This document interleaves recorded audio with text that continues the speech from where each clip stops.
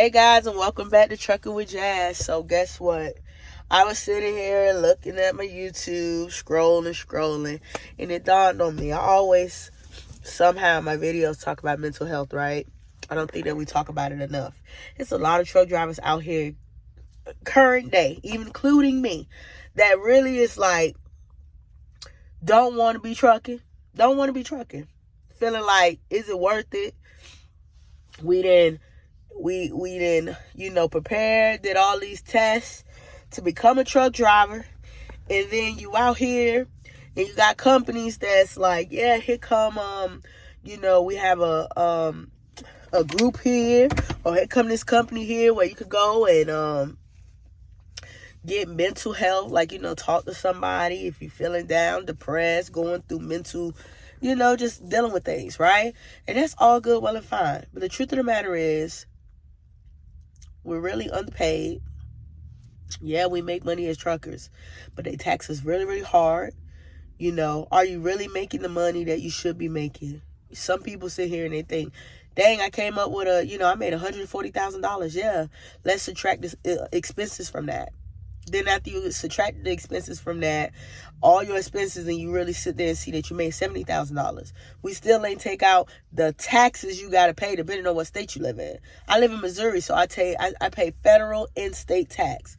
Listen, you really be over here, I'm a trucker, baby, and you really coming home, you really a $40,000 worker.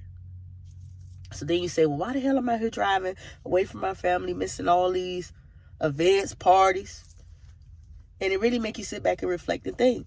When you don't know the business, right? And you just coming out here and yeah, you making money, you see money coming to your account, but nobody not really teaching you the tax part of the situation. Some tax advisors are not really, like, I dealt with advocates. They had us taking taxes out.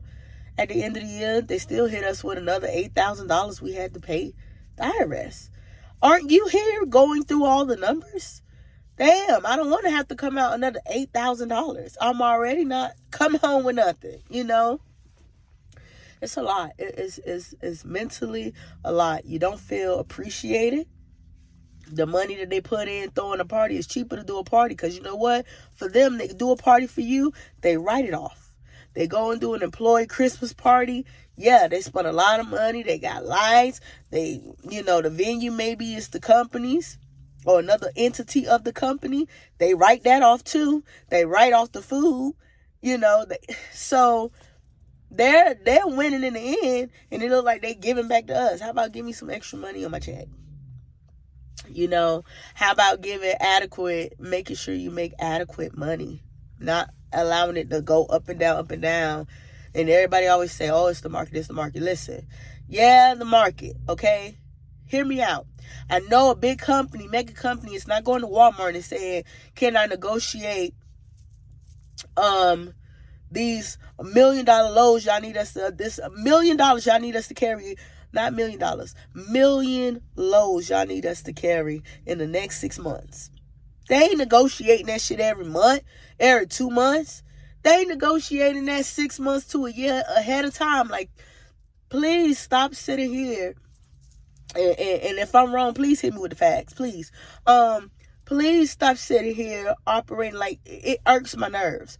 I get that smaller carriers, they be doing a little independent, or okay, we got this extra little load. Like, okay, we locked in Snyder, we locked in Prime, we locked in Snyder to move 1 million loads for this year. We locked in Prime Inc. to move 500 loads this year. Then maybe they had a little extra, because they doing it for a certain rate. They locking it in. It's too many loads for them to be sitting here negotiating every month, every 2 months, every 3 months, loads to move. Now, as far as smaller entities, smaller little stuff, okay, they came out with this new product that they moving, and they got guaranteed that these stores want to buy this product. Or let's say like a Walmart brand, we just made a deal with such and such, and we're moving these people products, so we need to get the logistics of moving their stuff to our warehouse, getting it into our stores. So now they may deal with smaller contracts This just me making it up as an example. They may use a little smaller contracts because it's not super, super big. It's not millions of loads they need to move. Maybe they just need to do a hot, let's say 5 to 10,000 loads that need to be moved. So maybe they may throw it out there a little bit, and you see it on those little random load boards that people be using, or like brokers be using, them little random 7-8 load boards where they start seeing those little loads, and they like, okay, and they doing their little deals here and there. That's on the smaller scale of things. But when we talk about mega stuff that's being moved by mega carriers, they is not negotiating. They not on the phone calling these people saying, how much are you going to pay us for moving this load? Oh, it's going to be 15. Okay, great. We'll go ahead and move that, and let's get it on the board and get somebody on it. It's too many loads. It's too much money that's around for them to be playing around like that. It's too many loads to be over here negotiating like that. So that's how I know that's not how the industry is moving overall. Like, common sense is common sense. But yeah, I just had to bring it up because, you know, it really made me mad. I've been in the game 2 years now. I like trucking. I went from a 53 footer. Now I'm driving a 40. I drive a semi in the front, box truck in the back, 40 footer.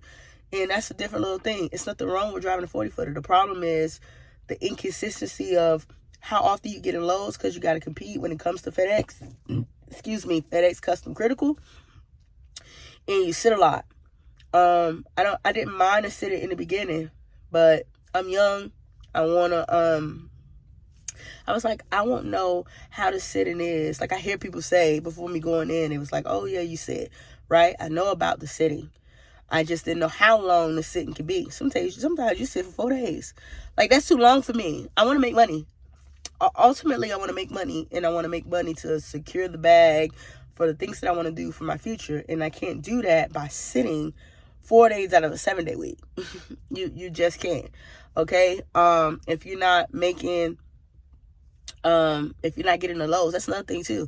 What about when you move a load that's $1,500? That's nothing. You know, you need to be getting loads $8,000, $10,000 load, like, to make money with, you know, $5,000, $6,000. Like, you need to get solid loads like that, depending on who you running under and how they're paying you.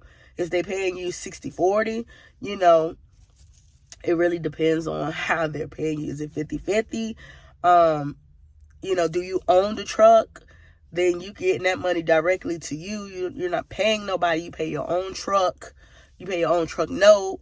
Things like that. It just really depends on how you set your situation up. So it's very, I feel frustrating and daunting as a truck driver trying to come out here. You're trying to learn the game. You got people that's telling you things, but then they elaborate and throwing extra stuff in here that's not true. That's not giving you accurate stuff. You don't got people. I'm not saying you got to walk around showing your pay stubs to everybody.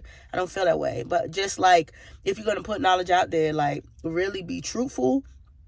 Really, you know, if you're trying to help people, really, like, I mean, I don't know.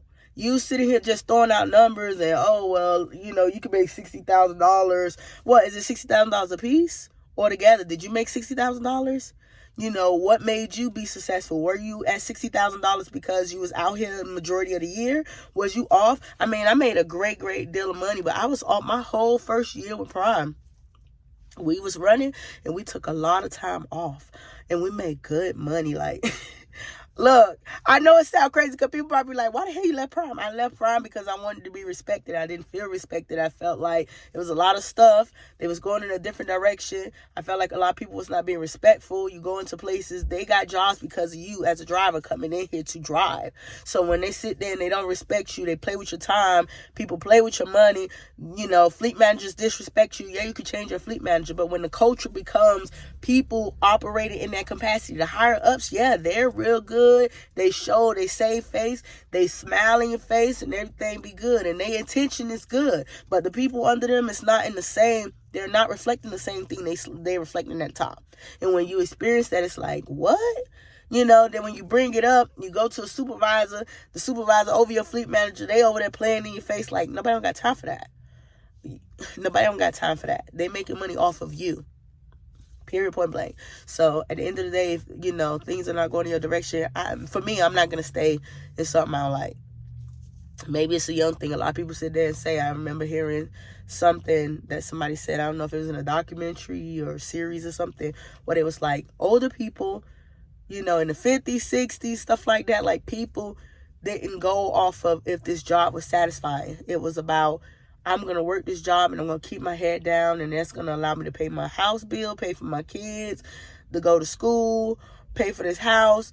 It ain't about, the satisfaction of having a job that satisfied you. It's about having something that allow you to pay the bills, and you keep your head down and you just be thankful and have gratitude. And then we talk about this new generation. I'm 32. My generation, and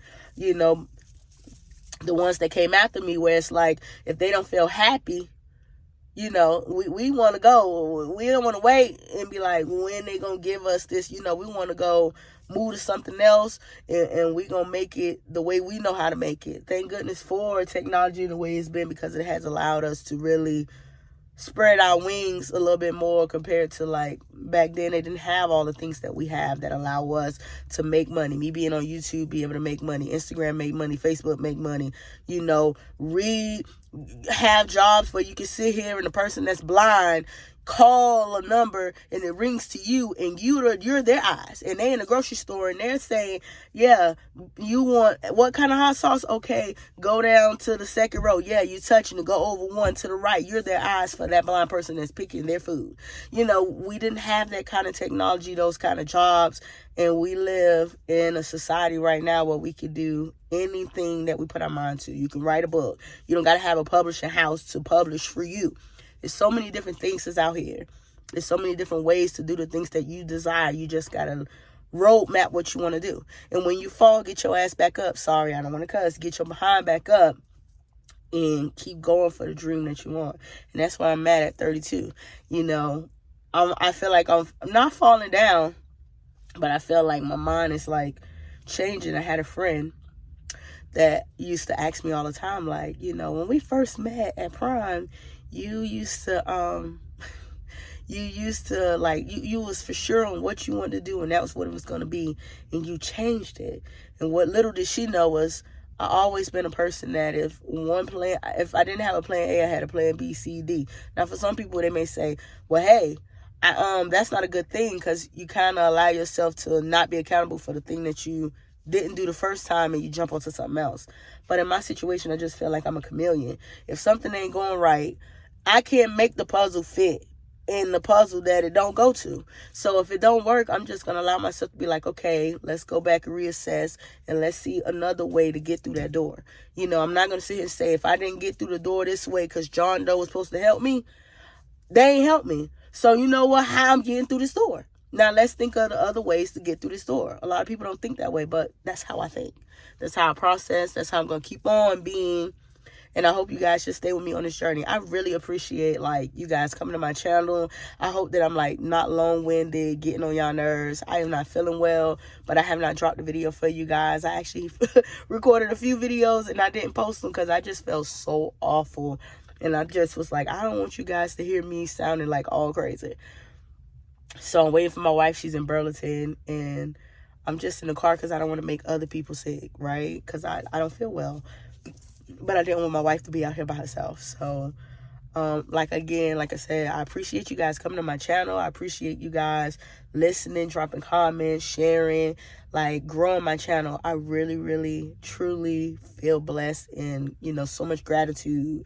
I've been wanting to do this for over a decade, and I'm just happy to be doing it now with my wife. I feel very confident about doing what I'm doing, and I'm going to keep doing it for you guys. So peace, love, and chicken grease.